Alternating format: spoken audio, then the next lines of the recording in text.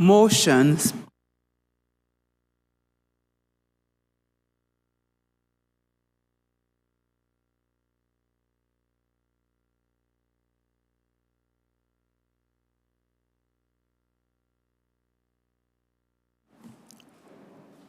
Someone gonna move a motion?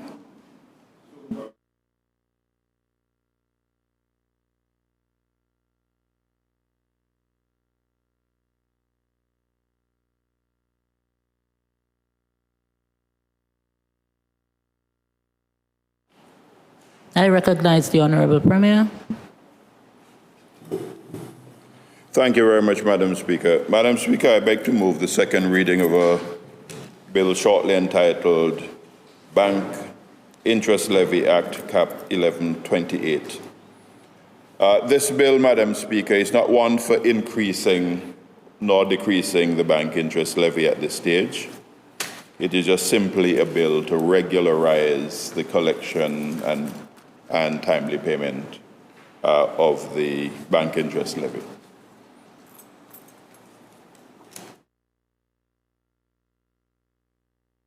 We have a seconder?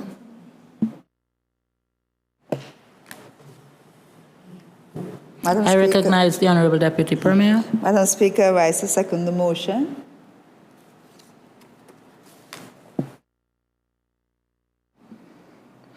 It has been moved and seconded that the bill shortly entitled Bank Interest Levy, Amendment Bill 2025 should be read a second time.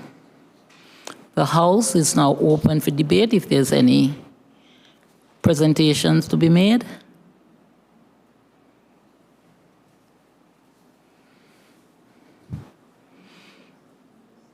It seems not. I recognize the Honorable Deputy Premier.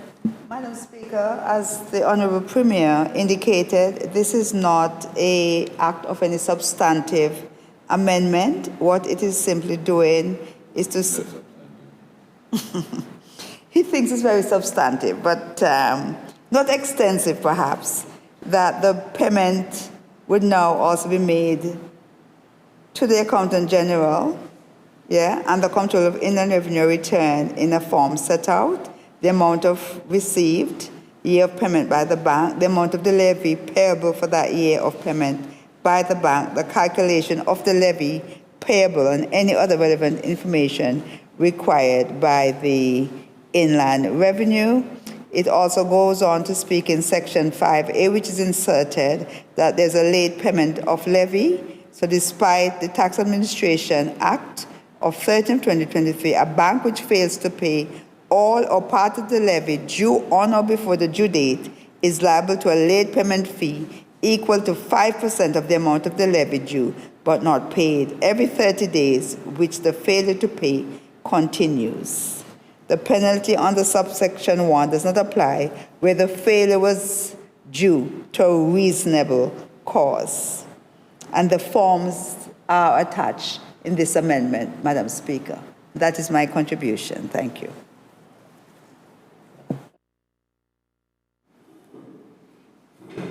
Any other?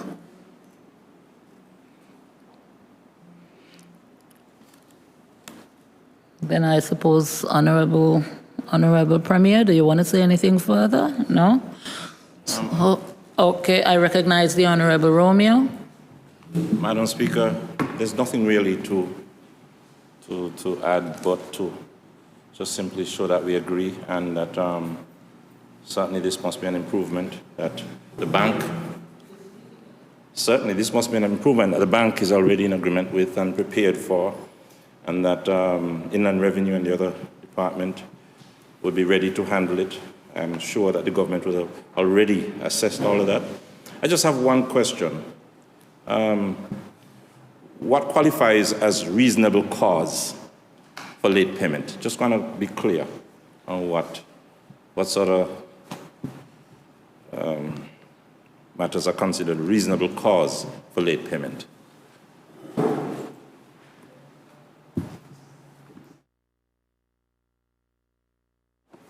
I recognize the Honorable Premier. Madam Speaker, since that's not a matter for debate, could we have that discussion in committee, please?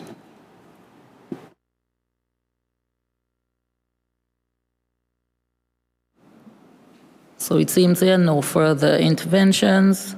All those in favor that the bill, shortly entitled Bank Interest Levy Amendment Bill 2025, should be read a second time, say aye. Those against, nay. The ayes have it. The bill will be read a second time. Bank Interest Levy Amendment Bill 2025. And having been read a second time, the Assembly will go into committee to consider the bill further.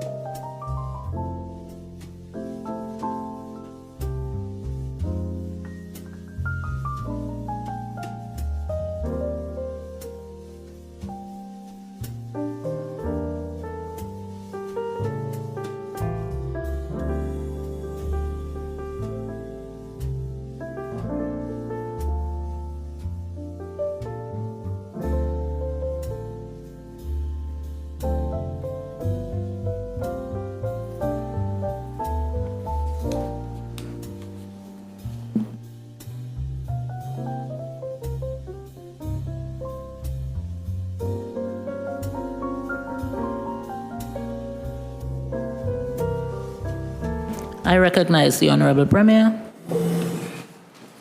Thank you, Madam Speaker. Madam Speaker, I'm pleased to inform you that the bill shortly entitled Bank Interest Level Amendment Bill 2025 has passed through the committee stage, and I therefore commend it for the third reading. Someone second? I recognize the Honorable Deputy Premier. Madam Speaker, I rise to second that motion. Thank you. It has been moved and seconded that the bill shortly entitled Bank Interest Levy Amendment Bill 2025 should be read a third time and passed. Those in favor say aye. Those against, nay. The ayes have it. The bill will now be read a third time. Bank Interest Levy Amendment Bill 2025. The Bank Interest Levy Amendment Bill 2025 has been read a third time and is accordingly passed.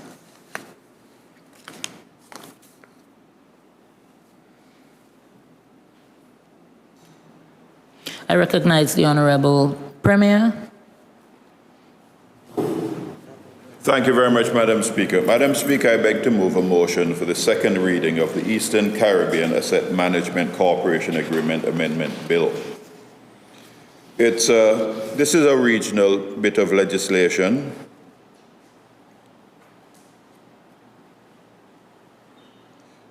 And it's principally dealing with making some new definitions. For example, Section 5 is amended. Section 5 of the Principal Act is amended by deleting paragraphs A1 by substituting the following: the Banking Act, Cap 11.02, except Part 10 and Section 178.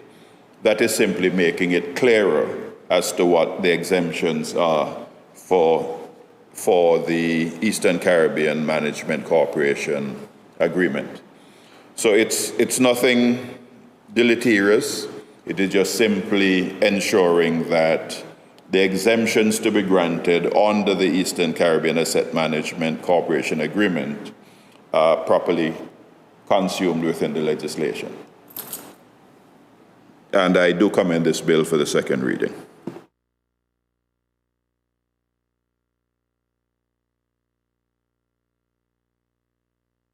Go ahead.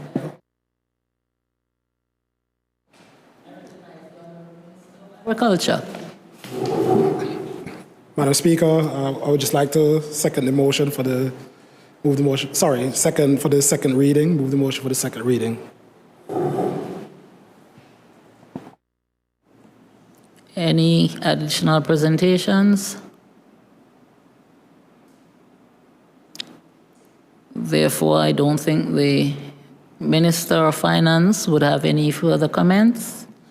So it has been moved and seconded that the bill, shortly entitled Eastern Caribbean Asset Management Corporation Agreement Amendment Bill 2025, should be read a second time. All those in favor say aye. Those against, nay. I think the ayes have it. The ayes have it. The bill will be read a second time. Eastern Caribbean Asset Management Corporation Agreement Amendment Bill 2025. The Assembly will now go into committee to consider the bill in further detail.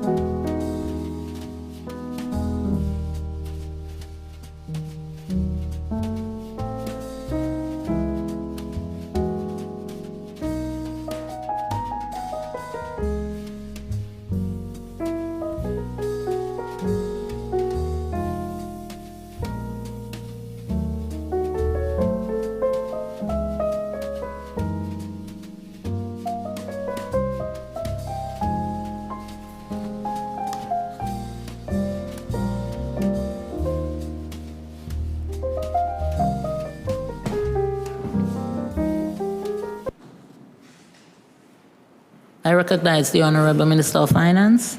Madam Speaker, I'm pleased to inform you that the bill shortly entitled Eastern Caribbean Asset Management Corporation Agreement Amendment Bill of 2025 has successfully passed through the committee stage, and I commend this bill for a third reading.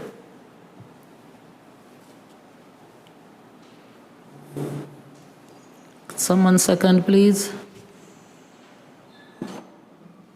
I recognize the Honorable Deputy Premier. Madam Speaker, I rise to second the motion. It has been moved and seconded that the bill shortly entitled Eastern Caribbean Asset Management Corporation Agreement Amendment Bill 2025 should be read a third time and passed. Those in favor say aye. Those against nay. I think the ayes have it. The ayes have it. The bill will now be read a third time.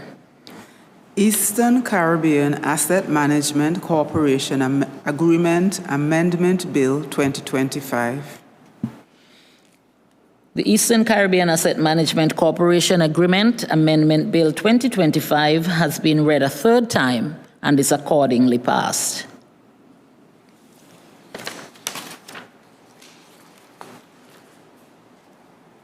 I recognize the Honorable Minister of Finance.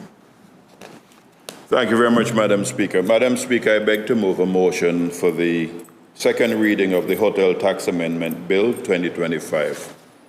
Madam Speaker, this is not a bill to increase the taxes. It's just a matter of cleaning up the legislation. Section 3 of the legislation is deleted and is substituted by the following. A hotel tax referred to in this act as a tax shall be charged and collected subject to and in accordance with this act in respect of each guest accommodated in a hotel or guest house and each tenant renting other rented accommodation. The proprietor of each hotel or guest house shall account for the tax. And let me just go back to tenant renting other rented accommodation. It does not mean long-term rental, it means tourist rental. So that's short-term rentals.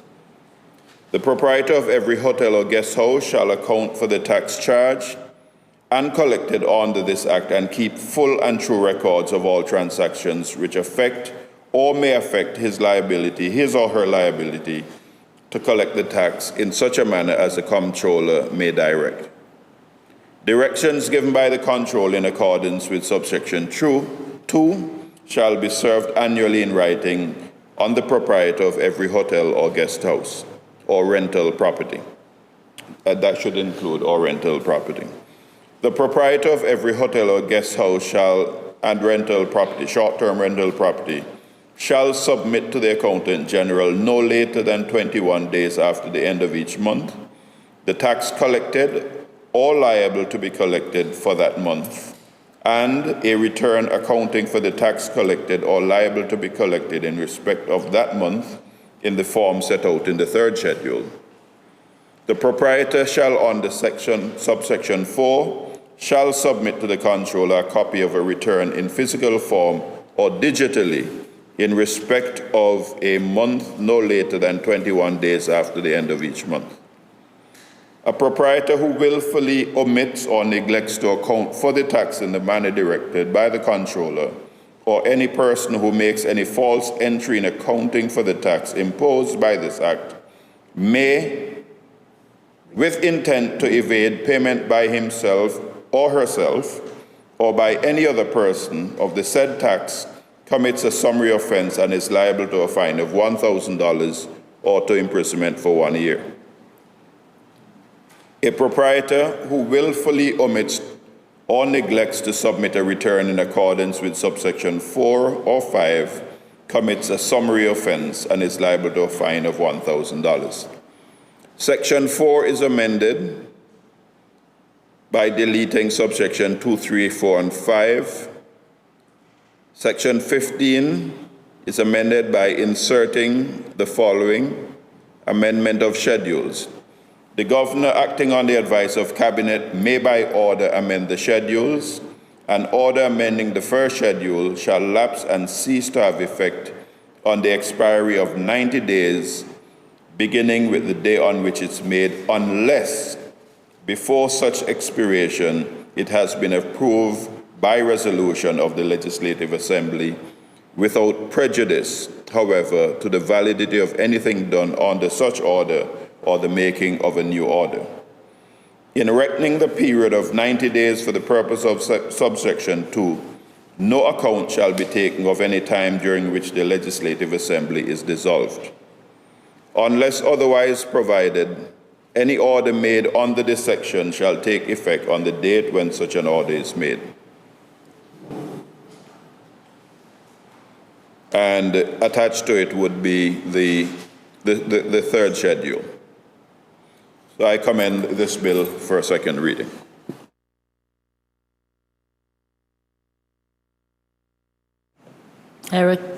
I recognize the Honorable Deputy Premier.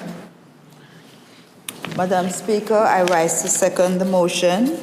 The Premier has detailed the contents of the Act, which is a very succinct Act, and I just want persons, especially who are doing the short-term rental and guest houses, to be fully aware of what is required of them and the consequences of failing to follow the Act. In particular, we have under Section 6 where a proprietor who willfully omits or neglects to account for the tax as directed, and any person as well who makes a false entry in accounting or any other person of the said tax commits a summary offense and is liable to $1,000 or to a year imprisonment. And again, a proprietor who willfully omits or neglects to submit a return in accordance with subsection 4 and 5 commits a summary offense and is liable to a fine of $1,000. I will not prolong, Madam Speaker. As I say, it's quite a succinct but very important for persons who are doing short-term rental, especially, to be aware of the legislation, and guest houses also. Thank you, Madam Speaker. I recognize the Honorable Leader of the Opposition. Thank you, Madam Speaker. Madam Speaker, I rise to make a short submission on the Hotels Amendment Bill 2025, Hotels Tax. Madam Speaker, this is a standard tax in every country, and as the Premier explained, it is not a new piece of legislation, an amendment. However, what I would like the Premier to do, a short summary in layman terms, Madam Speaker, given he is amending this bill, if he could give a quick summary of what's the difference, what's new. As he said, he's cleaning up the legislation. Just a quick summary in layman terms, what new, and if you have it at hand, to state what the percentage of the tax is.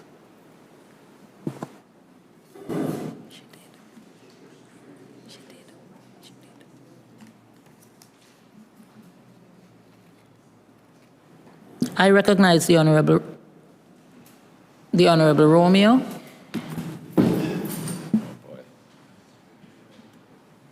Yes, Madam Speaker. Regarding the Hotel Tax Amendment Bill, I share some concerns raised by Honorable Dorset. However, clearly, this bill, its amendment, will strengthen revenue collection, improve oversight of the accommodation sector, and give government flexibility to update schedules more quickly when circumstances change. These are basically what I get from it. However, I am not sure how much the community or those who are affected may be aware of these changes. I really don't know. So I have to ask that we at least consider some education of those in the sector who will be affected, probably a transition period. I don't know if it's going to be necessary. I don't know how intensive it will be on those who don't have the accounting skills or, as small operators, they have to give monthly guest-by-guest reporting. I don't know how much that's going to require of them. But my general concern is that those who this will affect are knowledgeable of the changes coming and are given a chance to adjust and be ready for whatever the consequences may be if they fail to act accordingly.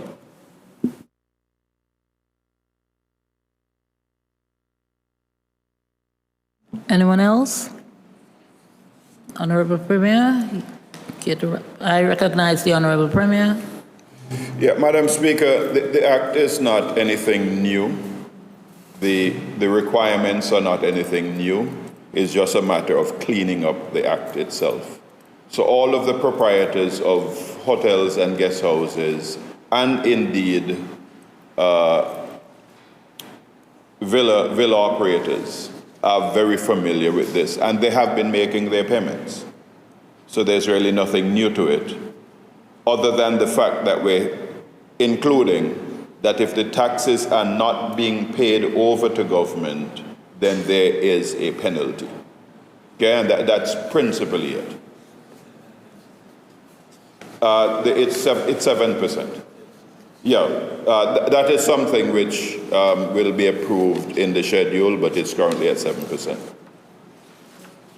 So there's a difference in the tax rate between one type of accommodation and the next, so they will tick which one applies to them.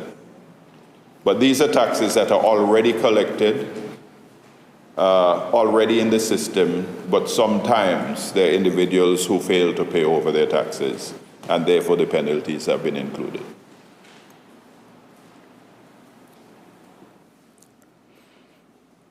Okay, so it has been moved and seconded that the bill shortly entitled Hotels Tax Amendment Bill 2025 should be read a second time.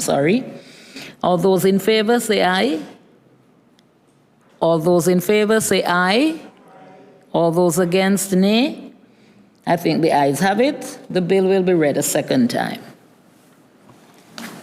Hotels Tax Amendment Bill 2025. The Assembly will now go into committee to consider the bill in further detail.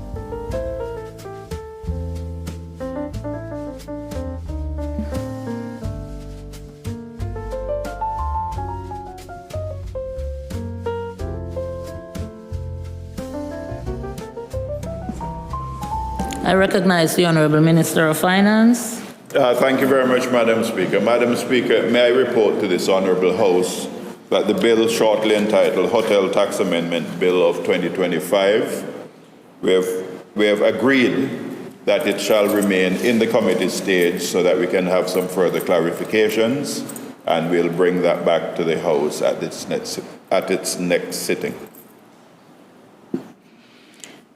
Thank you. So it has been. Do we have a seconder for that? Sorry, Madam Speaker. It will come back at committee stage at its next sitting. I recognize the Honorable Deputy Premier. I rise to second that motion, Madam Speaker. It has been moved and seconded that the Hotels Tax Amendment Bill 2025 would remain in committee stage and would come back at the next sitting of Parliament. All those in favor say aye. Those against, nay. I think the ayes have it. The bill will be held in committee until next sitting.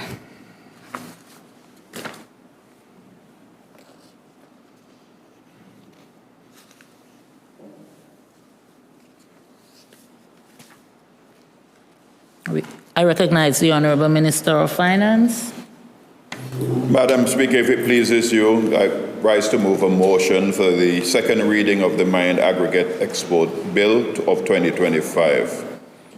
Madam Speaker, contrary to belief outside there, this is not a bill where at this time we're increasing the charges on mined aggregates, but we're cleaning up the legislation so that those in the business know where their duty should be paid and how soon they should be paid. An exporter shall pay duty levied under Section 3 to the comptroller. Previously, that was paid elsewhere. Subject to Section 6, an exporter shall pay the duty within 14 days after the exportation of the mined aggregate. An exporter who fails to pay the duty within the required time without reasonable cause, and again, I think reasonable cause will come up for discussion at committee stage, commits a summary offense and is liable to a fine of $3,000 and the amount of the duty. Declaration of shipment: an exporter shall, prior to loading mined aggregate onto a vessel on a voyage outside of Montserrat, deliver to the controller a declaration in such form and manner containing particulars regarding the contents and weights of any shipment made by him and such other particulars as the controller may direct. A person who fails to make a declaration, let me clarify that. So for example, if a shipper is planning to ship out 3,000 tons, then they need to declare that they're shipping out 3,000 tons. Okay, so that needs to be declared prior to the shipment being made. A person who fails to make a declaration in accordance with subsection 1 or makes a false declaration commits a summary offense and is liable to a fine of $3,000. Where mined aggregate is shipped on board a vessel in contravention to subsection 1, the shipping or loading is done with fraudulent intent, the master of that vessel or the exporter commits an offense and is liable on summary conviction to a fine of $5,000 or 3 times the value of the mined aggregate, whichever is the greater, or to 1 year imprisonment or to both. On conviction, on indictment, to a fine of $10,000 or 3 times the value of the mined aggregate, whichever is greater, or to a 2-year prison sentence, or both. And the mined aggregate is liable to forfeiture. Securing and deferment of duty: the controller may give directions for securing and collecting the duty on mined aggregates exported from Montserrat, and such directions may permit, subject to such conditions and restrictions as may be imposed, payment of the duty may be deferred. Alteration of the duty: the governor, acting on the advice of cabinet, may by order increase, reduce, or otherwise alter or exempt persons from payment of the duty levied on mined aggregates subject to such conditions and restrictions as it sees fit to impose. An order under subsection 1 shall lapse and cease to have effect on the expiration of 90 days beginning with the day on which it was made, unless before such expiration it has been approved by resolution of the Legislative Assembly, without prejudice, however, to the validity of anything done under such order or to the making of a new order. In reckoning the period of 90 days for the purposes of subsection 2, no account shall be taken of any time during which the Legislative Assembly is dissolved, unless otherwise provided. An order made under this section shall take effect on the date when such order is made. Section 8 deals with offenses in relation to exportation. If a person exports, causes to export, or attempts to export any mined aggregate concealed in a container holding goods of a different description, or packaged in a manner appearing to be intended to deceive a customs officer, or directly or indirectly exports or causes to be exported or entered mined aggregate found not to correspond with the declaration made in respect of it, he commits a summary offense and is liable to a fine of $5,000 or 3 times the value of the mined aggregate, whichever is greater, or to 1 year imprisonment, or to both, and the mined aggregate is liable to forfeiture. The schedule is attached, and the governor, acting on the advice of cabinet, may amend this schedule. And the rate of duty, currently mined aggregate $2 per ton, no duty is levied for a shipment of less than 1 ton of mined aggregate. Thank you, Madam Speaker. I commend this bill to for the second reading in this honorable House. Can we have a seconder, please? I recognize the Honourable Minister of Agriculture. Madam Speaker, I rise to second the motion for the second reading of the Mine Aggregate Export Bill 2025. And we are reiterating everything that the Honourable Premier would have said, Madam Speaker. We're not seeking to increase the duties, we're just seeking to regularize both the reporting and the payments. Madam Speaker, thank you. Okay, so the bill has been moved and seconded for a second reading. The House is open for debate if there's any further interventions. And if there is none, I recognize the Honourable Leader of the Opposition. Thank you, Madam Speaker. Madam Speaker, my contribution on the amendment of the Mining Act. Madam Speaker, as explained by the Premier, it's important that the clarity is sought and given that this is not a new tax or additional tax, but indeed it is an opportunity to enact within legislation what was practiced otherwise, Madam Speaker, but outside of formal legislation. Madam Speaker, the bill also introduced fines for delinquency in paying. And of course, that, Madam Speaker, was not possible under, or is not possible under the present arrangement. Therefore, the bill seeks to ensure that persons are definitely making sure that they are compliant. Madam Speaker, while I'm on this topic, I must use the opportunity to point out the fact that for some time now, several years, under previous government and under this government, that my disappointment is the fact that we have seen the sand miners foot the bill of the impact assessment for environment impact assessments and other relevant fees. This is part of the process to ensure that they receive approval to mine in Fort Gott in Plymouth.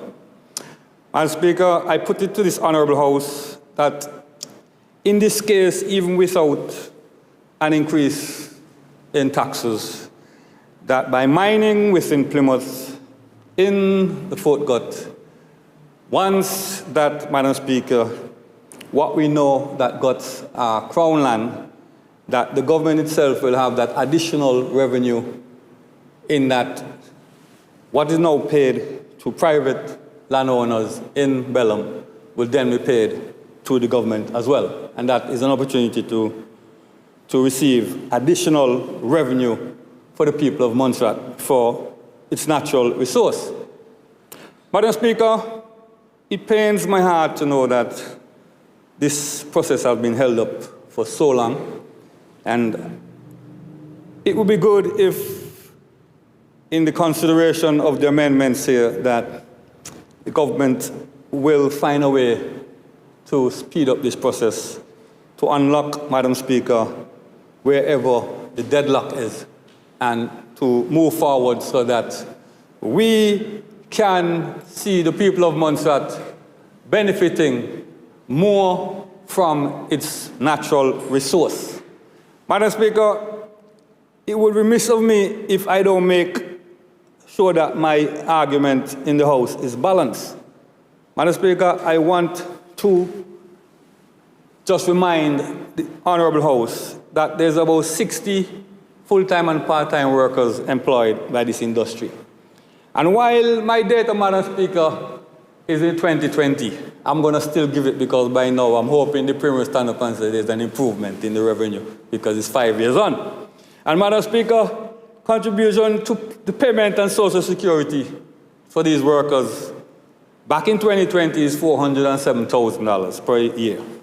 Duties, customs paid on equipment and other items used in the operation was $517,000 per year. Fuel, Madam Speaker, to include diesel and gasoline, was somewhere in the region of $1.6 million per year. Estimated duty tax paid on fuel to government would be, or would have been, $352,000, Madam Speaker.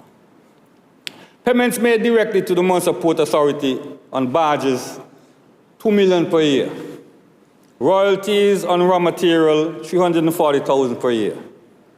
Madam Speaker, you see government has the potential to earn this income, and you see the type of monies that are injected into the economy. Payments on rental equipment to local equipment subcontractors, $302,000 per year, spread revenue throughout the economy. Madam Speaker, on food supplies, $96,000 per year, Envio, $38,000 per year. Madam Speaker, Customs Department direct payments for barge loading operations in Plymouth, $202,000 per year. So, Madam Speaker, while I bring the positive of the injection of the money into the economy, I must also speak to the destruction of the roads, Madam Speaker. And, Madam Speaker, I must remind us here that natural resource of any country is the resource of the people of the country. And therefore, whatever we do and however we operate, we must ensure that all persons within this country can benefit from its natural resource. And if you permit me, Madam Speaker, I'll sit.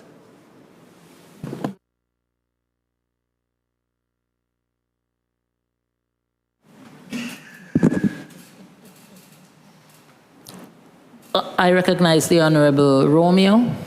Yes, Madam Speaker.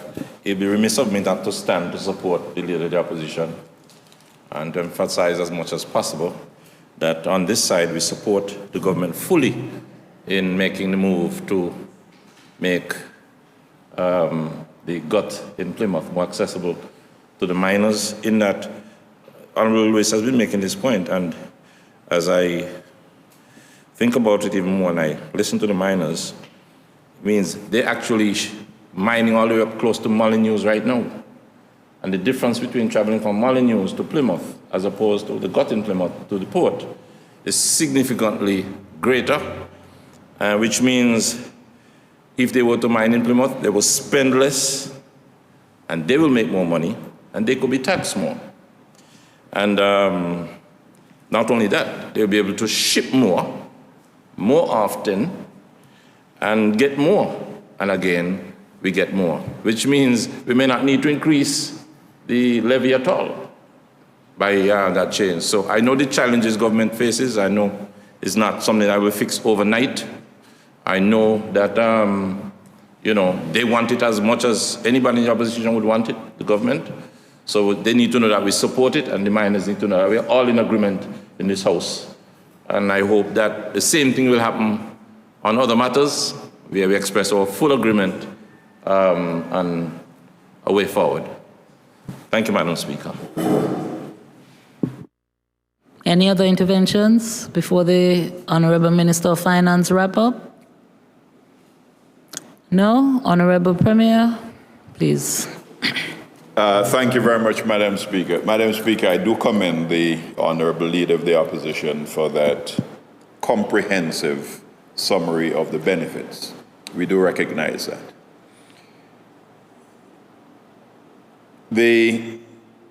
As it relates to, and I'm going to cover two in one, the roads and the mining in Fort Gutt. If we mine in Fort Gutt, they would not be using the roads as much, other than when they're moving stuff for local use to the north. So that would mitigate against further damage to the roads. The second element is we've had the second SAC report, and they are being requested to do a full assessment of the risk, a full risk assessment. And once we have that, we're expecting to be able to go forward and have an NDPRAC meeting to make a determination as to how we operate in the Fort Gutt area. We're hoping that we'll have that report from the SAC early in the new year, and once we have that report, that would then allow us to have the NDPRAC meeting to deal with this issue. I think, if John corrects me, the surveys have been done within the Fort Gutt area. If they have not been done, they will be completed with the new technology. And the honourable member is indeed correct in that there would be royalties accruing to government as a consequence of moving there. The other element which he did not touch, neither did Honourable Romeo touch on it, is that it facilitates the tourist movement into Plymouth by reducing the traffic on the roads, because sometimes you're having a barge being loaded at the same time that a cruise ship is in, or tourists happening in Plymouth. That again creates some danger on those roads. The final element, and I just want to indicate it here, is that many a time persons believe that government should tax the miners more, but we have to recognize that we're in a competitive environment, and if our taxes are higher, it means that their export costs would also be higher, which makes them less competitive with others who are shipping to the same market. So we have to take those into consideration. So, why am I? Oh yeah, we're still in debate. So I want to thank the honourable members on the opposition side for their input, and Madam Speaker, I wish to commend this bill for a second reading. It has been moved and seconded that the Mined Aggregate Export Duty Bill 2025 be read a second time. All those in favor, say aye. Those against, nay. The ayes have it. The bill will be read a second time. Mined Aggregate Export Duty Bill 2025. House will now go into committee to consider the bill in detail.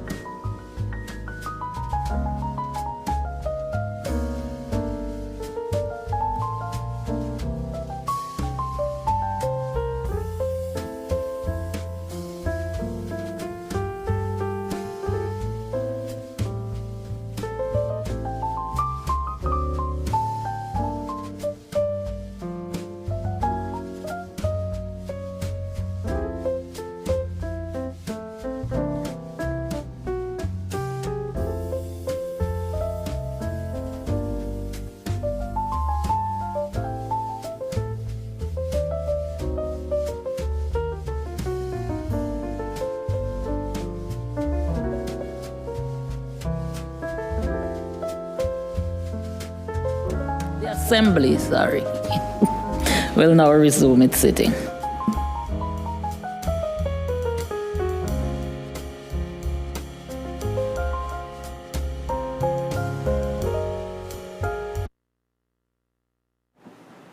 I recognize the Honorable Minister of Finance. Thank you very much, Madam Speaker. Madam Speaker, I'm pleased to report to this Honourable House that the bill shortly entitled Mined Aggregates Export Duty Bill 2025 has successfully passed to the committee stage of this Honourable House, and I do commend it for a third reading. I recognize the Honorable Minister of Agriculture. Madam Speaker, I rise to second the motion for the third reading of the Mined Aggregate Export Bill 2025.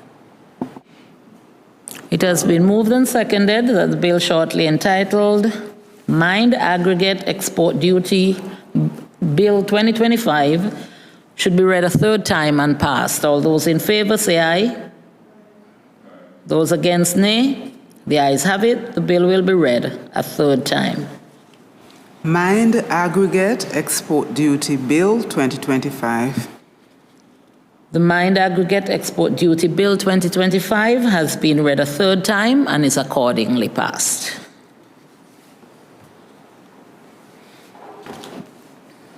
I recognize the Honorable Attorney General. Thank you, Madam Speaker. Madam Speaker, I rise to move a motion for the introduction and first reading of the bill shortly entitled Magistrate Court Amendment Bill 2025. Thank you, Madam Speaker.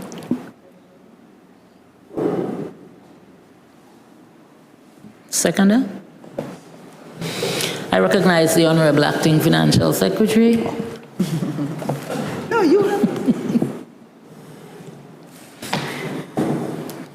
Madam Speaker, I rise to second the motion, for the introduction and first reading of the Magistrates Court Amendment Bill 2025. It has been moved and seconded that the bill, Magistrates Court Amendment Bill 2025, be read a first time. All those in favor say aye. Those against, nay. The ayes have it. The bill will be read a first time. Magistrates Court Amendment Bill 2025. I recognize the Honorable Attorney General. Thank you, Madam Speaker. Madam Speaker, I rise to move a motion for the introduction and first reading of the bill shortly entitled National Honors and Awards Amendment Bill 2025. Thank you, Madam Speaker. I recognize the Acting Financial Secretary. Madam Speaker, I rise to second the motion for the introduction and first reading of the National Honors and Awards Amendment Bill 2025. It has been moved and seconded that the bill shortly entitled the National Honors and Awards Amendment Bill 2025 should be read a first time. Those in favor say aye. Those against, nay. The ayes have it. The bill will be read a first time. National Honors and Awards Amendment Bill 2025. I recognize the Honorable Attorney General. Thank you, Madam Speaker.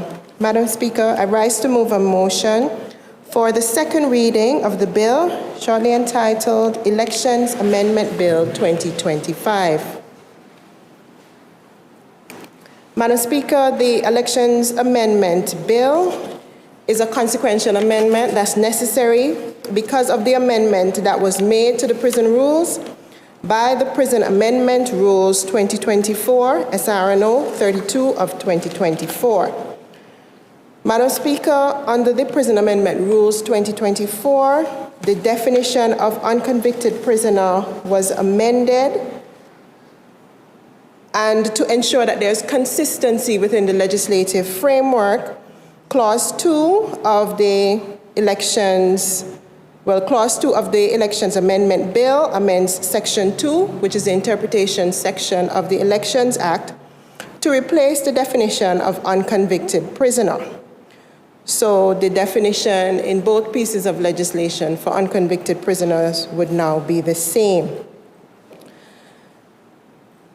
The amendment bill at clause 3 also inserts section 2A, which provides that for the avoidance of doubt, the change to the definition of unconvicted prisoner would not apply to prisoners who were considered as unconvicted prisoners prior to the commencement of this elections amendment bill.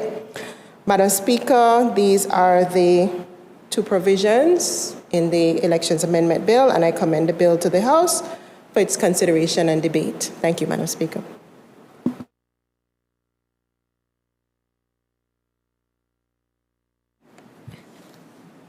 Do we have someone seconding? I recognize the Honorable Deputy Premier. Thank you, Madam Speaker. Madam Speaker, I rise to support the second reading of the Elections Amendment Bill 2025, and I'll use this opportunity as well to make my comments. Okay.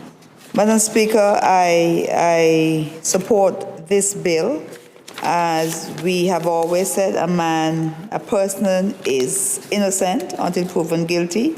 So the unconvicted prisoner is defined as a prisoner waiting trial, a prisoner on remand, a prisoner committed for contempt of court, a prisoner convicted but not sentenced, or a prisoner under lawful temporary detention without charge, but does not include a prisoner detained for an indeterminate term at the pleasure of the governor. And 2A goes on to say, for the avoidance of doubt, a prisoner who filed an appeal against conviction prior to the commencement of this act shall be treated as unconvicted prisoner. Again, Madam Speaker, in a country of democracy, this is a positive move in enhancing and clarifying the definition. So I give my full support to this piece of legislation.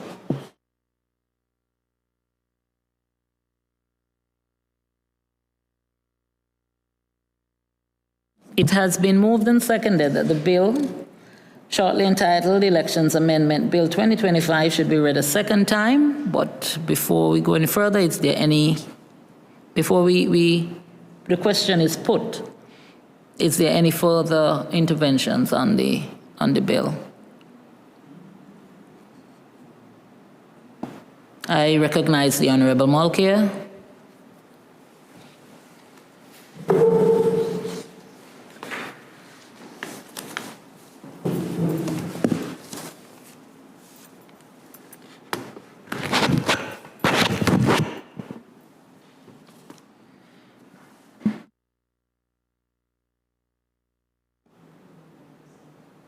Thank you, Madam Speaker.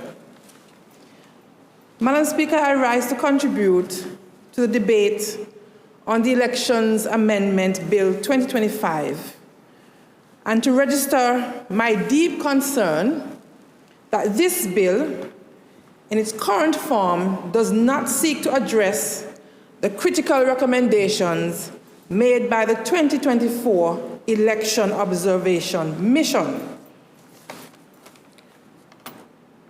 The bill before us focuses almost exclusively on inserting the definition of an unconvicted prisoner in alphabetic sequence and clarifying the application of that definition, and that is all. Madam Speaker, it was expected that this bill would address the recommendations. The CPA-BIMR Election Observation Mission Filing Report 2024 makes 15 recommendations for strengthening transparency, fairness, accountability, and inclusion in our electoral system. In recommendation 2, it states that Montserrat should conduct a comprehensive review and reform of Montserrat electoral legislation well in advance of the next general elections. But the bill before us does not reform the Elections Act. It does not modernize the system. It does not respond to even a single structural problem raised. Recommendation 3 calls for clear rules on recounts and runoff elections and extending the time between nomination day and polling day. the bill does not address this in any way. Recommendation 4 highlights the long-standing confusion around residency and domicile for voter qualification. Again, the bill ignores this entirely. This issue has already caused disputes and inconsistencies, yet no attempt to fix it. Recommendation 6 urges better verification, improved accuracy, and a formal process for informing voters when they have been removed from the voter registration.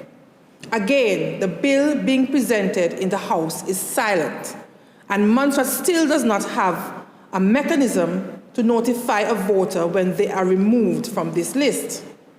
Recommendations 7 and 8 address outdated constitutional criteria, lack of mechanisms to verify eligibility, absence of a formal challenge process. Again, the bill does not address this at all. Recommendation 9 requires transparency and oversight of political donations and spending, including restrictions on foreign or anonymous donations. The bill also does not address this, and Montserrat remains one of the few jurisdictions without campaign finance rules, a major governance gap. Recommendation 10 identifies the vulnerability of ZGB, Radio Montserrat, which reports directly to Cabinet, limiting media independence. The bill, again, does not action this.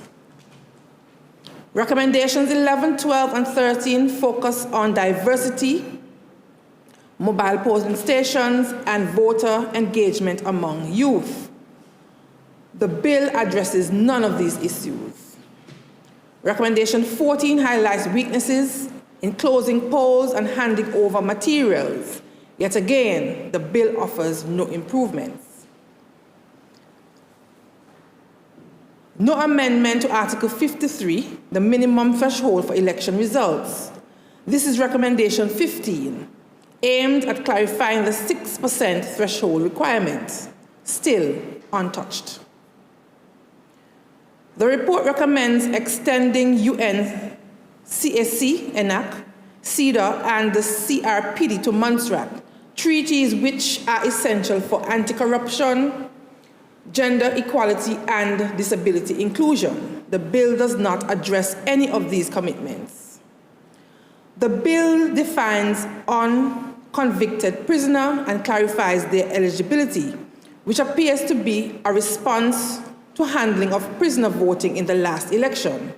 This aligns partially with recommendation 5, which calls for removing blanket bans on voting for prisoners serving over 12 months and making decisions case by case.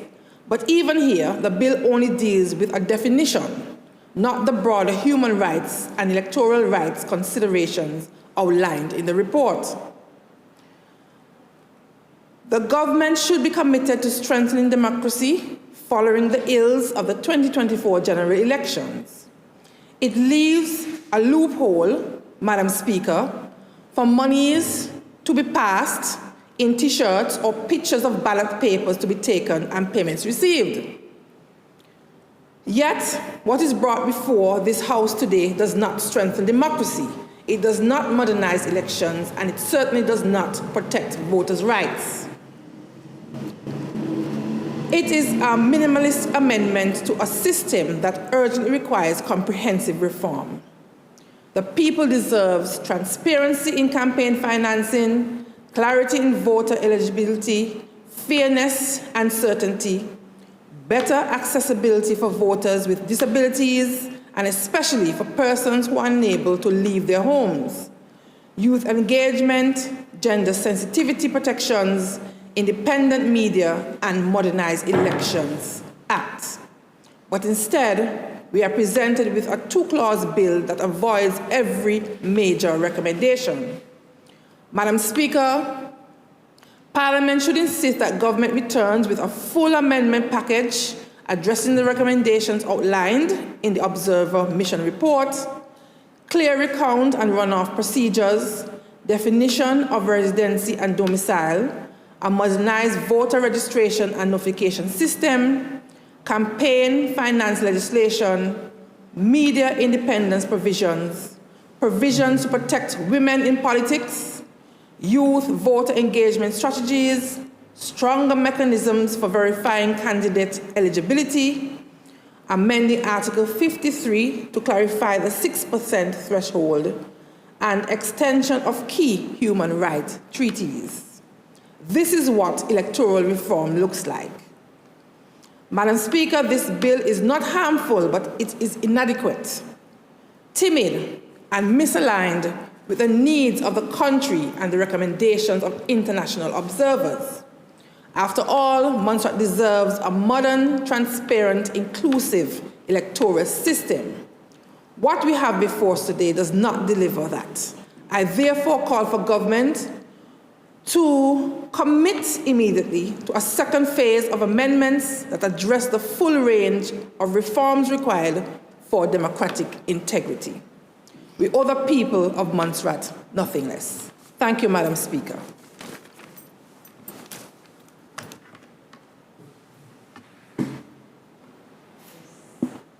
Is there any other presentation to be made? I recognize the Honorable Premier. Madam Speaker, I must compliment the honourable member for her comprehensive submission. But I must also report to this honourable House that we've been working with the Electoral Commission on all of the recommendations, plus to include a survey as to whether or not we should have single-member constituencies or multi-member constituencies rather than the full at-large system. So that is a work ongoing.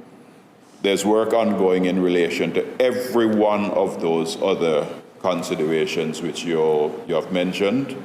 And I wish to inform this Honourable House that the Electoral Commission has been mandated to continue to do the excellent work which they've been doing.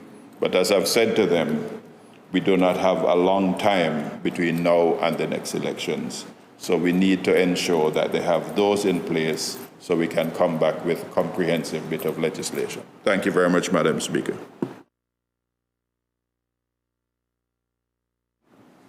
Is there any other? If not, I would ask the Honorable Attorney General to wrap up.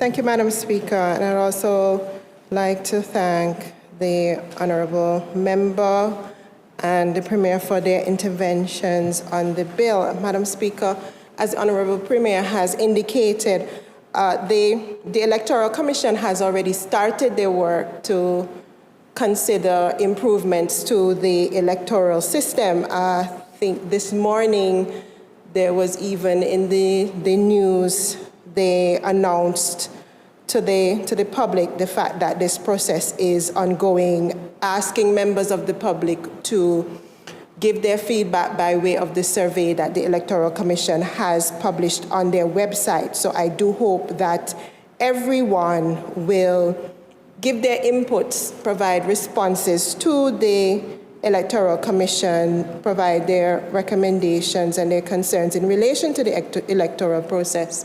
And we anticipate that that will be fed into a comprehensive amendment to the Elections Act and, where necessary, amendments to the Constitution. The Commission does have all of the CPA reports and the recommendations. And, Madam Speaker, the Honourable House would recall that in 2023, by way of the Elections Amendment Act 2023, some of the recommendations from the CPA were already taken on board at the request of the Electoral Commission, and matters like the mobile polling stations and providing for unconvicted prisoners to vote, etc., have already been incorporated into the elections legislation since the amendment in 2023. So, Madam Speaker, that is my intervention at this point, and I request that we consider the bill further. Thank you, Madam Speaker. All those in favor that the bill, shortly entitled Elections Amendment Bill 2025, be read a second time, say aye. Those against, nay. The ayes have it. The bill will be read a second time. Elections Amendment Bill 2025. The Assembly will now go into committee to consider the bill further.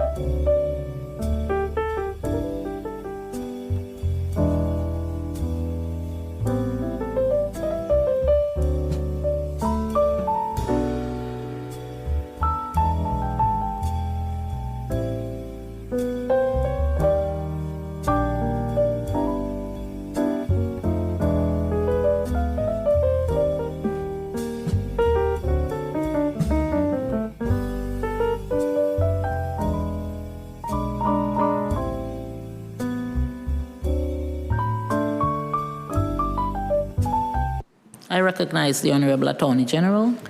Thank you, Madam Speaker. Madam Speaker, I'm pleased to report that the bill, shortly entitled Elections Amendment Bill 2025, has successfully passed through the committee stage of this House with a minor amendment to Clause 3 to address a typographical error to replace rule with section. And I would like to move a motion for the third reading of the bill. Thank you, Madam Speaker. 1 second, please. I recognize the Honorable Deputy Premier. Thank you, Madam Speaker. I rise to second the motion for the third reading of the Elections Amendment Bill 2025. It has been moved and seconded that the bill shortly entitled Elections Amendment Bill 2025 should be read a third time and passed. All those in favor say aye. Those against, nay. The ayes have it. The bill will be read a third time. Elections Amendment Bill 2025.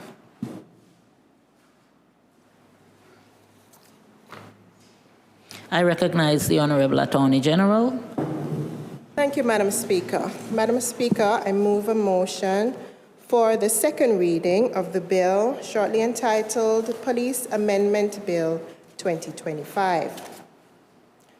Madam Speaker, the Royal Montserrat Police Service is developing and transitioning to operate a modern policing organization with a need and requirement for a Police Act and regulations that reflect this change.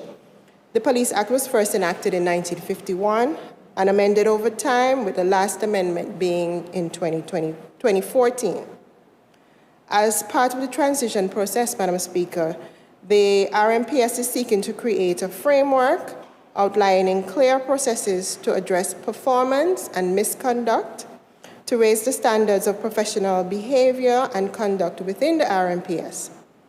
The new structure will assist with the professionalization of policing in a modern environment, promoting opportunity for officers to develop themselves and their careers within a regulatory framework that is transparent, raises confidence, and promotes the highest levels of integrity in the service.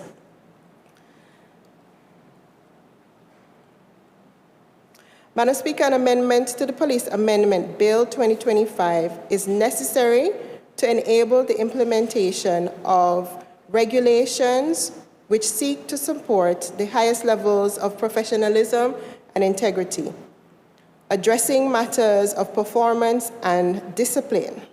Madam Speaker, the police performance regulations and police conduct regulations have already been drafted.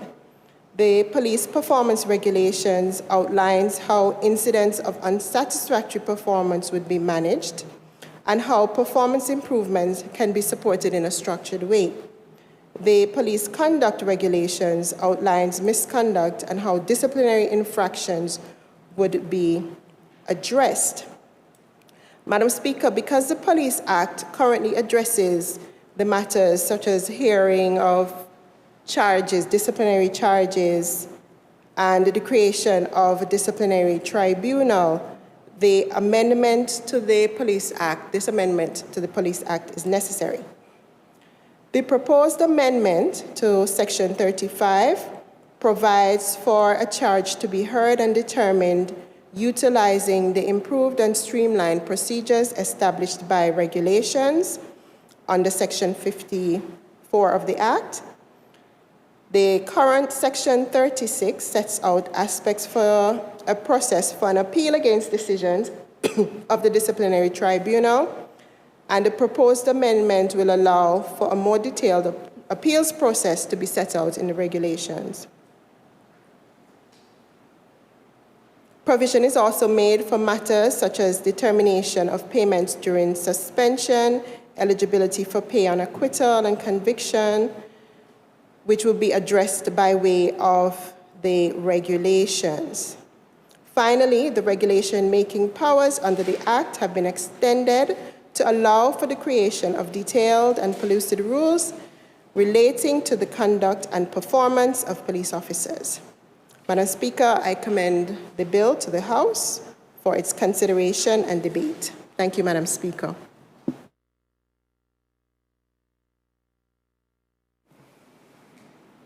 Can someone second the motion, please? I recognize the Honorable Deputy Premier.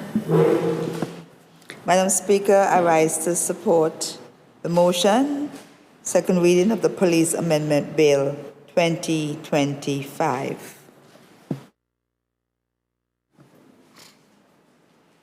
I recognize the Honorable Leader of the Opposition. Thank you, Madam Speaker. And thank you to the AG for presenting this bill. Madam Speaker, I have a duty as a Member of Parliament, representative of the people, and as a legislator to commend areas of improvement and also to point out areas of weakness. As I say, where more can be done, I have a duty to have that discussion with my colleagues here in Parliament.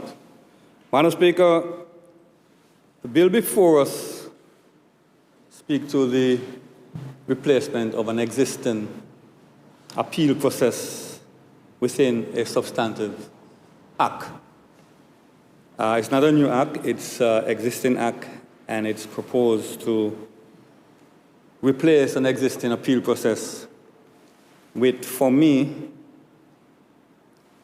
with an unknown. Madam Speaker, however, I note that the presenter of the bill mentioned that a draft regulations is either ongoing or completed. I have no sight of that. I do not know if any other member of this House have any sight of that, so I do not know what the content of that is. What I know is that the present appeal process state Section 35(1), where an inspector, subordinate police officer, or constable is dissatisfied with a legislation given by the superintendent or by a magistrate under Section 1 or subsection 4 of Section 34, or 2 by superintendent in exercise of the powers conferred on him by subsection 2 or subsection 3 of Section 34, he may within 7 days, after such decision has been communicated to him, appeal thereto the governor. Madam Speaker, a subordinate police officer below the rank of sergeant or any constable is dissatisfied with the decision of a gazetted police officer other than the superintendent, he may within 7 days after the gazetted police officer decision has been communicated to him, appeal to the superintendent, and if he is dissatisfied with the superintendent's decision, he may appeal therefore to the governor within 7 days. And after the superintendent's decision has been communicated to him, an appeal under Section 1 shall be sent or delivered to the gazetted police officer or the magistrate against whose decision the appeal is made, and he shall forward it to the superintendent or to the governor as the case may be.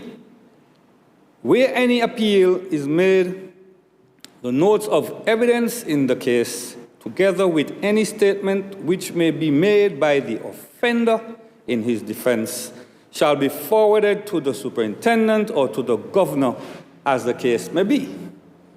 The governor, after considering the appeal and the notes of evidence and statements and other documents submitted to him by virtue of subsection 3, shall, after consultation with the Public Service Commission, either A, allow the appeal, or B, dismiss the appeal, or C, vary the punishment by substituting some other punishment, which the gazetted police officer or the magistrate might have awarded.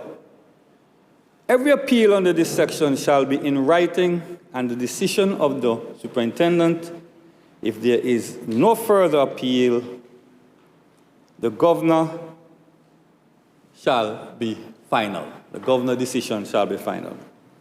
Madam Speaker, that is the existing process. And perhaps it's not a perfect process, but at least I can see the wisdom within providing a means for redress. Madam Speaker, the bill before this House is asking to repeal and establish appeal process and replace with a regulation, which I just learned from the presenter, has been drafted, which I have no sight of, Madam Speaker. So for me, Madam Speaker, it's an unknown content. I have no clue what's in it. Madam Speaker,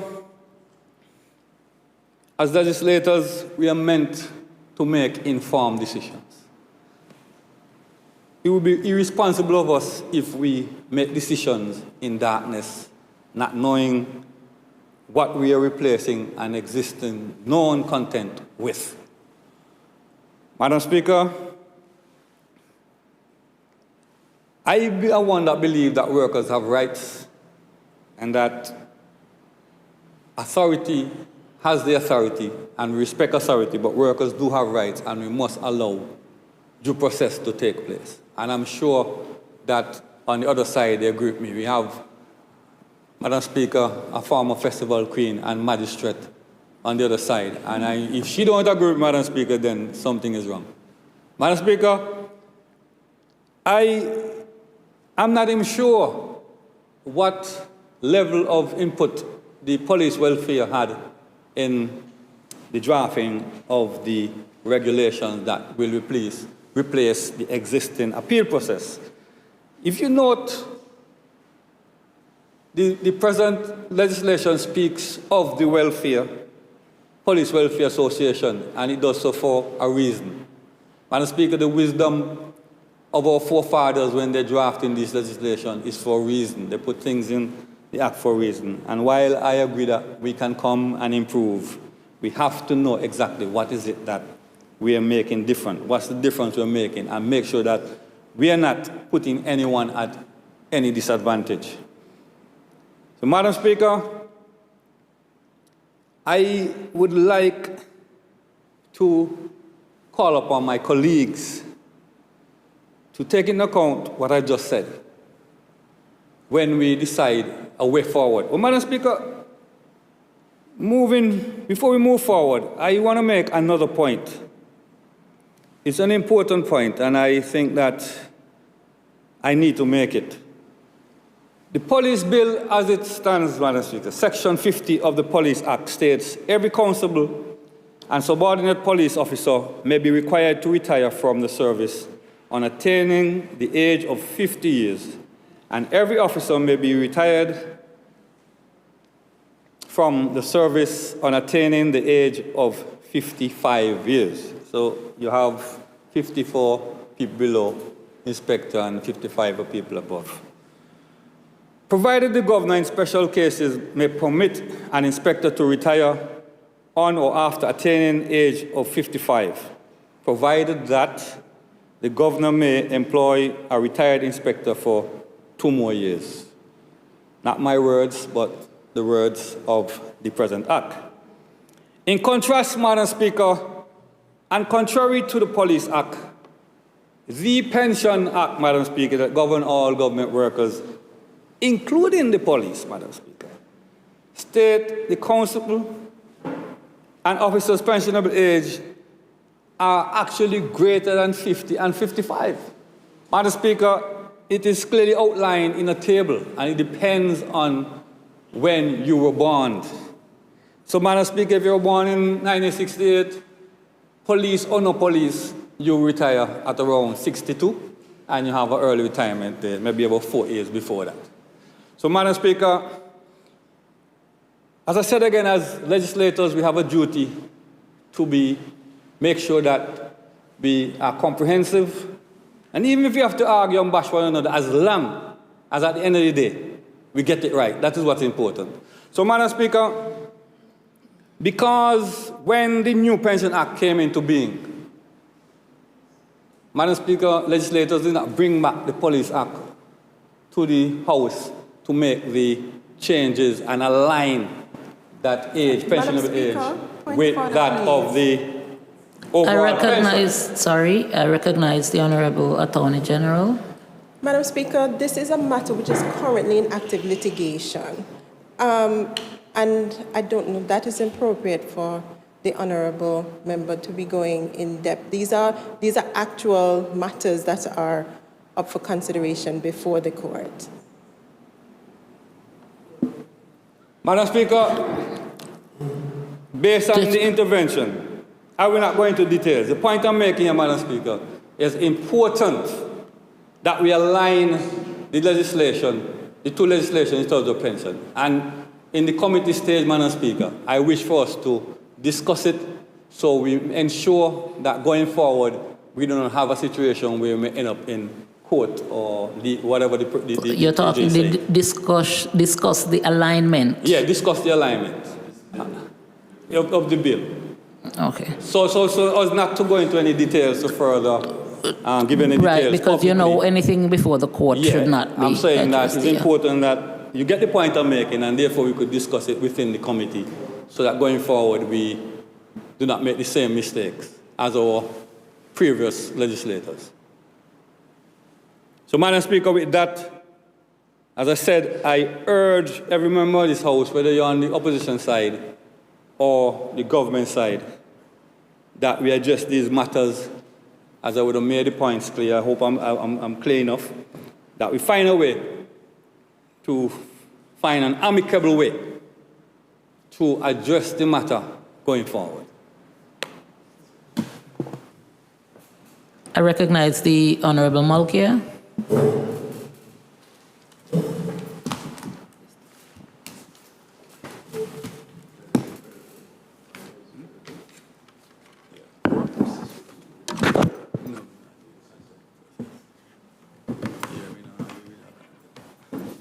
Thank you, Madam Speaker.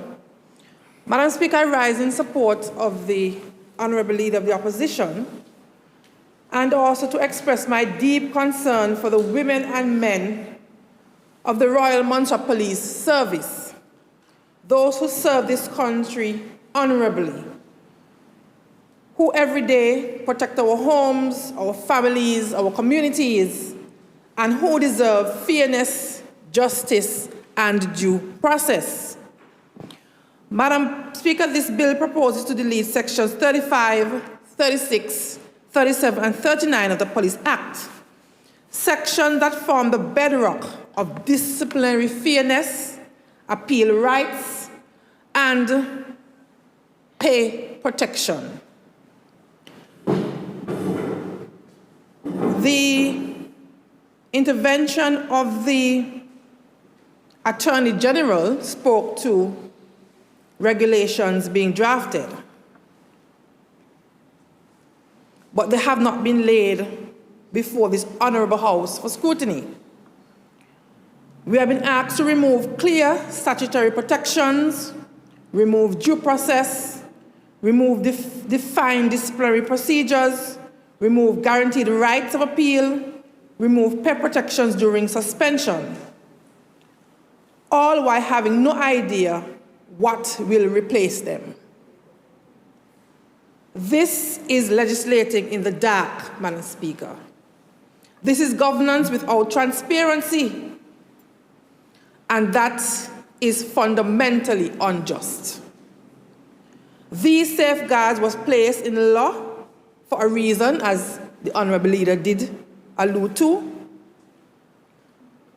Without them, we don't know who will hear disciplinary matters, what rights will officers have during a hearing, will they still have a right to appeal, will they still receive pay while suspended, will there still be an independent tribunal? We do not know. And when it comes to the rights of police officers, rights affecting careers, pensions, reputations, livelihoods, Parliament must never approve uncertainty. We need to know. Madam Speaker, I remind this House that regulations are made by the Governor. Regulations can be amended at any time without parliamentary debate. Regulations do not provide the same level of protection as an act of Parliament. To remove legal rights from primary legislation and bury them in regulations is to weaken those rights. Governance requires clarity, transparency, procedural fairness, stakeholder consultation. And I repeat, stakeholder consultation. How can members of Parliament vote responsibly when disciplinary regime that will govern officers has not been presented? This is like, I must say, demolishing someone's house, then promising to build something later without showing the plan, the design, or whether funding even exists. I stand with the police officers of the Royal Montserrat Police Service. Our officers deserve fairness, they deserve protection, they deserve due process.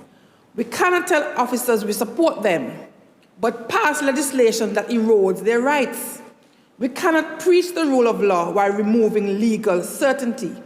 We cannot call for discipline and accountability while creating an undefined disciplinary system.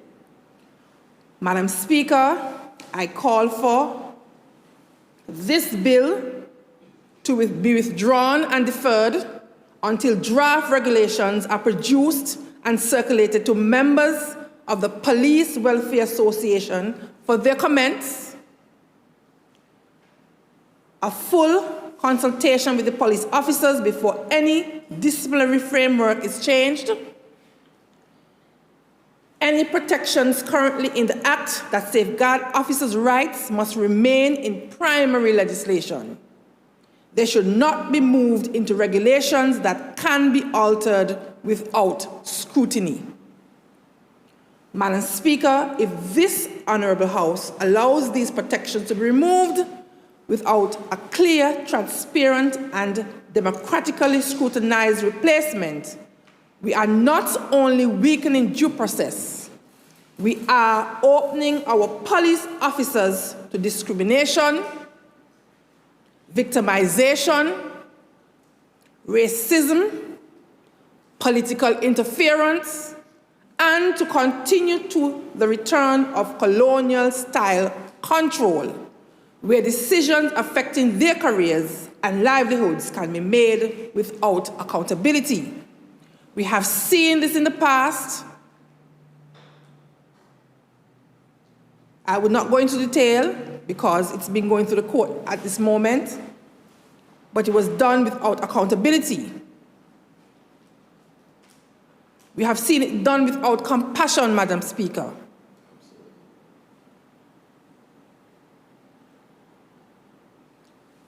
We have also seen, Madam Speaker, that yet we have retired persons who lead our officers. Addressing this matter should have been the priority of government. Madam Speaker, this bill in its current form would enable the termination, suspension, or punishment of officers without proper safeguards, without a guaranteed appeal mechanism, and without the legal certainty that every public servant deserves. This is dangerous. This is unjust and is unacceptable. If we remove it, the regulations are not yet in place. What happens? Everything is wide open. And the police officers are the ones who will be affected. We must not put our officers in the position where their rights depend solely on regulations that can be changed at any time without parliamentary oversight. We cannot expose them to systems for abuse. We cannot turn back the clock to a time when authority went unchecked and fairness was optional.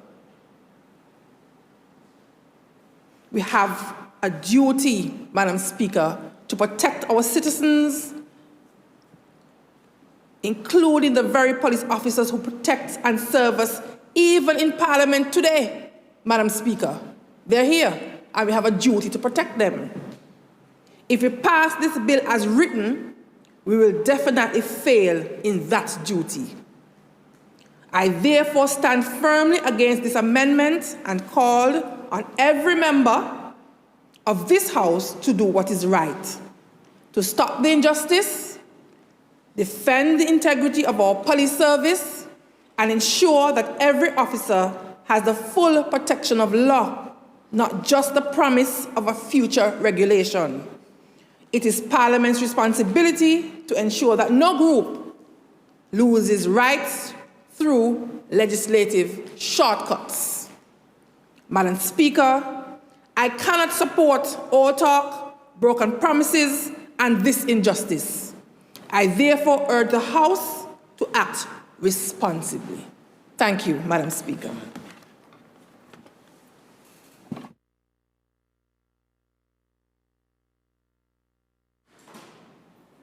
Is that all of the presentations? Then I'll ask the Honorable Attorney General to wrap up, please. I recognize the Honorable Romeo. Could you be a little more swift in your... I'm going to be very swift in my contribution, Madam Speaker. No, don't get me wrong. Sorry, I didn't mean swift in your presentation. I know. With the presentations made by my honorable colleagues, I don't think I need to say much. My mother taught me to highlight a significant point, if you can, and that is what really troubled me and forced me to stand. Am I hearing that the police were not properly consulted? Is that what I'm hearing? Correct. That is correct. Well, I stepped outside to confirm it, and then now it's being confirmed inside.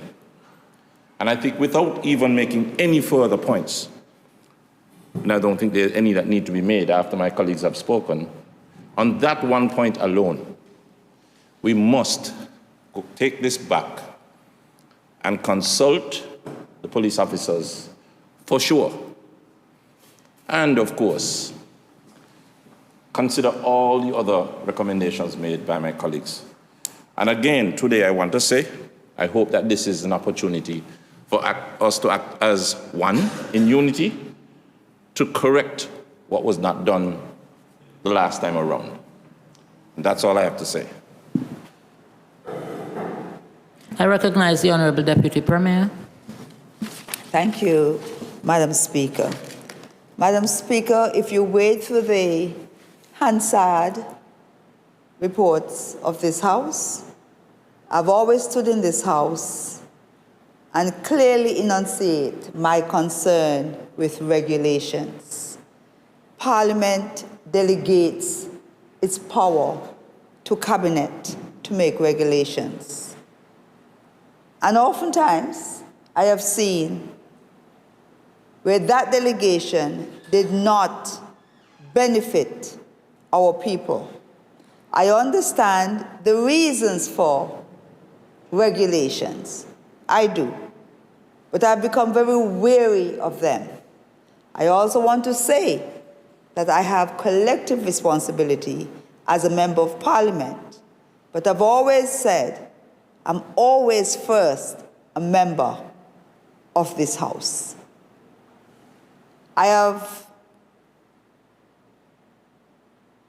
had discussions, we have been presented before, with what will happen with the police performance regulations and police conduct regulations.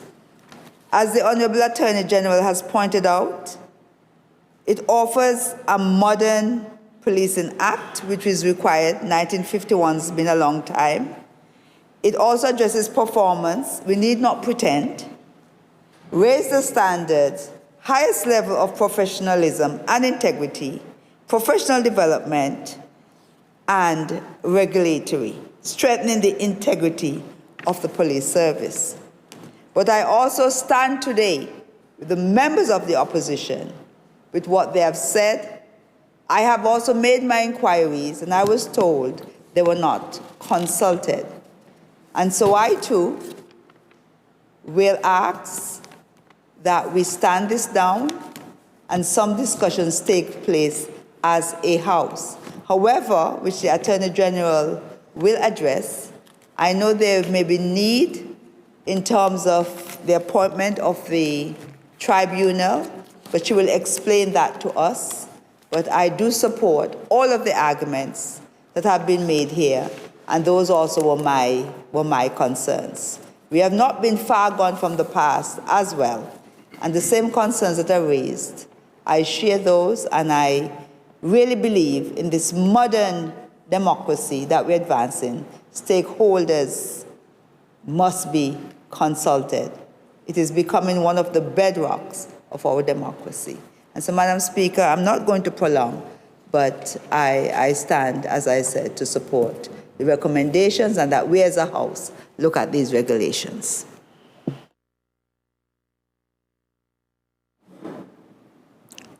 If there are no more submissions, I would ask the Honorable Attorney General to sum up. Thank you, Madam Speaker, and I thank the members of the House for their intervention in relation to this. Now, Madam Speaker, this bill, amendment bill, was before the House. I think it was in June for first reading, and was also before the House for second and third reading in July, but due to time constraints was withdrawn. Madam Speaker, it is unfortunate that members of the Assembly didn't raise the concerns.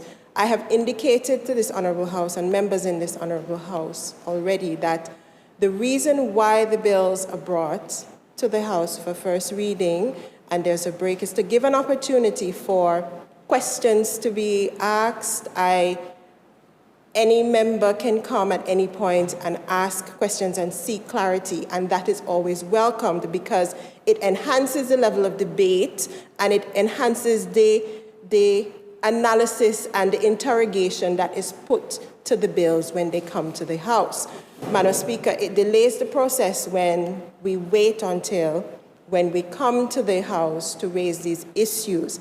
But Madam Speaker, I welcome the intervention. Now, Madam Speaker, in relation to the regulations, as I have mentioned, the concerns that the members have raised here today were the same concerns that the members of Cabinet had. And it is for that reason why the regulations, which are already drafted in terms of the police conduct regulations and the police performance regulations, were put before Cabinet for their information when the amendment bill was brought. Because if we are taking things out of the legislation, there must be information in terms of what is going to be, what will replace them. Madam Speaker, of course, because there are no powers within the current Act to make those regulations cannot come to the House. But, Madam Speaker, that notwithstanding, had questions been asked, the copies of the regulations could have been provided for information purposes. Now, Madam Speaker, also Cabinet was quite clear in terms of the need to ensure that the police, the authorities, consulted with the membership, the members of the Police Welfare Association, on the regulations. That was part of the request from Cabinet when the regulations were placed before the Cabinet for their information. Madam Speaker, it was my understanding that that had been done. I'm hearing that that is not the case, but that is something that needs to be clarified. Madam Speaker, as I said, the regulations are already prepared. The conduct regulations is a 35-page document that has about 51 clauses.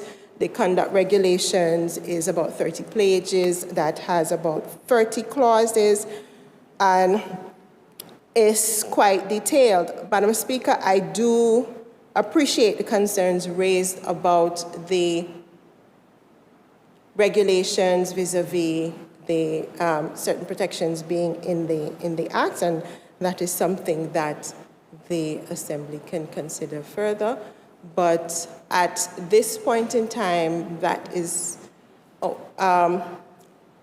just one other thing that the Honorable Deputy Premier mentioned in terms of the tribunal. The Act remains as is currently.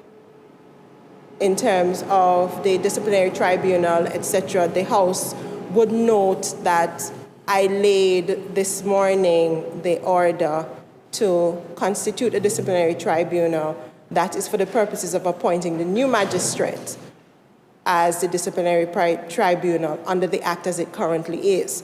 So the current Act continues as is, but the Amendment Act is for the purposes of making amendments to the Act for the purposes of bringing in the regulations which are already drafted. So, Madam Speaker, I guess we can consider it further at committee stage, but just for the information of the members of the House, the regulations are available. The draft, because they are draft, regulations are available.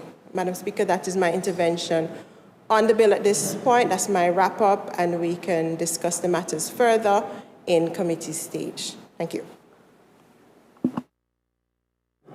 Right. So it has been moved and seconded that the bill shortly entitled Police Amendment Bill 2025 should be read a second time. All those in favor say aye.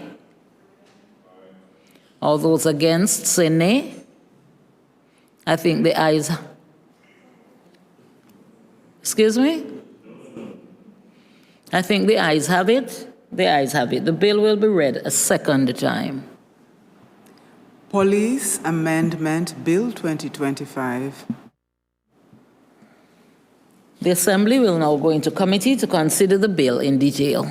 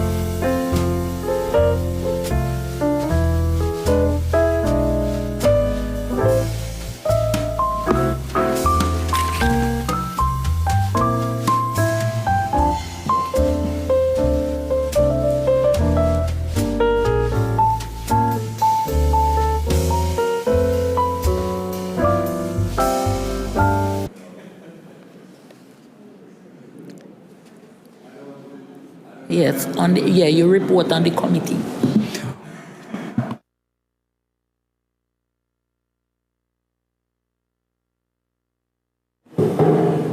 I recognize the Honorable Attorney General. Thank you, Madam Chair, Madam Speaker. Madam Speaker, I'm pleased to report that, or I am reporting that coming out of the committee stage, the House has taken a decision to refer the bill to a select committee of this House, which comprises the Honorable Deputy Premier as the chair, the Honorable Member Mulcair as the deputy chair, a representative from the Attorney General's chambers, and two members from, and the member Lewis, the leader of the opposition, Lewis, and two members from the Police Welfare Association who will be required to review the bill and the regulations that are intended to form part of the framework. And the Honorable Assembly has requested that a first report, an update on progress be provided to this Honorable House at its next sitting in January, or at the first sitting in January. Thank you, Madam Speaker. Okay. Other business, adjournment.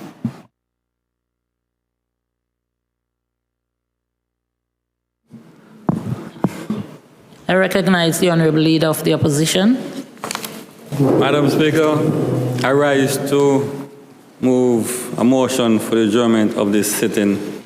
And Madam Speaker, one seconded, then I wish to ask for permission to make a presentation.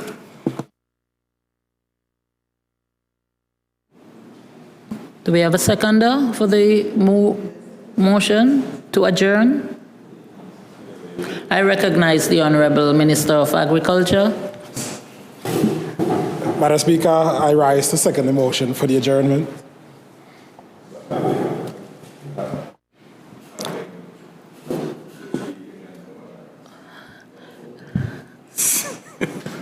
Honorable Leader of the Opposition, you may present your statement, please. Thank you, Madam Speaker, and thanks to my honorable colleagues in this House granting me this opportunity to make a short statement.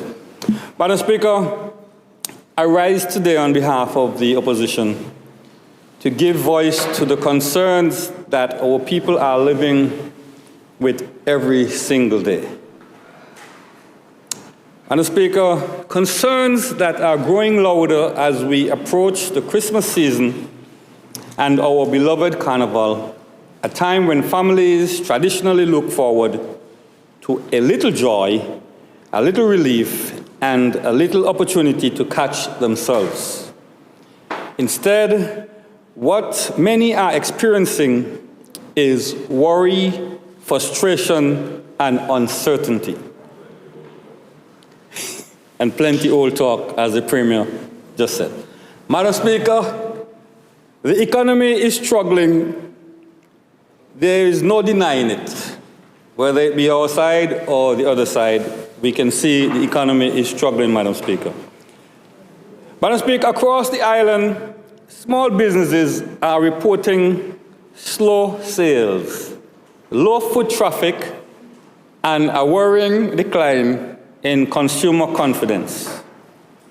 Families are feeling the squeeze from high inflation, where the cost of groceries, utilities, rent, and transportation continues to climb while incomes remain stagnant. Too many households today are living month to month, and as some would say, mouth to mouth or hand to mouth, juggling bills and hoping for an opportunity, any opportunity to earn a second income just to make ends meet. At the same time, we continue to witness constant migration, skilled workers, young professionals, families with deep roots in Montserrat are leaving. not because they want to, but because they no longer see the opportunities here to build a dignified life. This loss of talent, energy, and potential is weakening our labor force and our long-term development prospects. Madam Speaker, the situation is made worse by the issues surrounding project implementation. Over and over, we hear the same complaints: delays, poor coordination, shifting timelines, weak communication, and a lack of meaningful opportunities for our local people. Our island desperately needs investment. But when these major projects finally reach our shores, the local economic impact is disappointingly small. Why? Because building materials are sourced from off-island, at least the majority thereof, even when local suppliers and hardware stores could have benefited. Imported crews do much of the work, while local contractors and tradesmen are left watching from the sidelines. And when skills transfer or local capacity building could have been incorporated, those opportunities are too often ignored. Large projects should energize the private sector. They should stimulate local spending. They should generate a multiplier effect that benefits carpenters, truckers, caterers, farmers, shop owners, and transport providers. Instead, too many projects pass through our economy like a breeze, felt for a moment, they're then gone, leaving very little behind.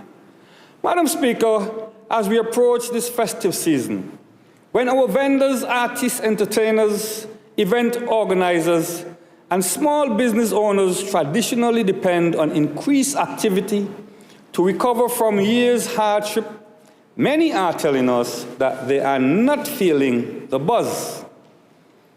They are not feeling the lift that should come at this time of the year. Instead, they are preparing for a Christmas season marked by uncertainty and a carnival made more difficult by reduced spending power. This is not the Montserrat we want. This is not the Montserrat our people deserve. Madam Speaker, the opposition is calling for, 1, a clear economic recovery plan targeting small business growth, inflation reduction, and job creation. 2, local first procurement policies for all public projects, ensuring that local suppliers, contractors, and workers get meaningful opportunities. 3, stronger project oversight and implementation transparency to prevent the recurring issues we see year after year. 4, a national strategy to retain and attract our young professionals, creating an environment where Montserratians can stay, work, and build their future here. 5, a seasonal economic support package to help vendors, cultural practitioners, and small enterprises survive the Christmas and Carnival period. 6, fair implementation of Micro and Small Business Act. 7, extend the duty-free concessions on white goods, especially given the loss of these items due to poor quality electricity supply. Madam Speaker, we cannot continue on this path. Our people deserve leadership that listens, that plans, and that acts decisively. The opposition will continue to advocate for policies that revive this economy, empower our people, and restore confidence in the direction of our island. Madam Speaker, Montserrat is resilient. Our people are strong, but they need a government and opposition that responds with urgency. Madam Speaker, the time for excuses is over. The time for action is now. As promised, Madam Speaker, I did say it would be a short presentation. Thank you.